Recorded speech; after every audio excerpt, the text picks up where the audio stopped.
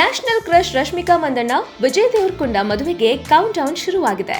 ವಿರೋಶ್ ಮದುವೆ ಉದಯಪುರದ ಐಟಿಸಿ ಮೊಮೆಂಟೋ ಹೋಟೆಲ್ನಲ್ಲಿ ನಡೆಯುತ್ತಿದೆ.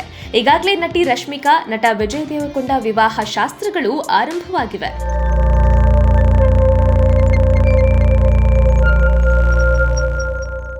ಇಂದು ಸಂಜೆ ಮೆಹಂದಿ ಶಾಸ್ತ್ರ, ನಾಳೆ ಹಳದಿ ಶಾಸ್ತ್ರ ನಡೆದರೆ ನಾಡಿದ್ದು ಗುರುವಾರ ಸಪ್ತಪದಿ ತಾಳಿ ಕಟ್ಟುವ ಕಾರ್ಯ ನಡೆಯಲಿದೆ. ನಟಿ ರಶ್ಮಿಕಾ ವಿವಾಹಕ್ಕೆ ಇನ್ನು ಒಂದೇ ದಿನ ಬಾಕಿ ಇದೆ.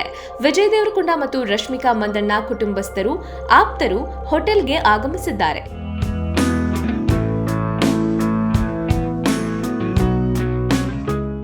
ಸದ್ಯದ ಮಾಹಿತಿ ಪ್ರಕಾರ ಮದುವೆಗೆ ಕೇವಲ 100 ಜನರಿಗೆ ಮಾತ್ರ ಆಹ್ವಾನ ನೀಡಲಾಗಿದೆಯಂತೆ.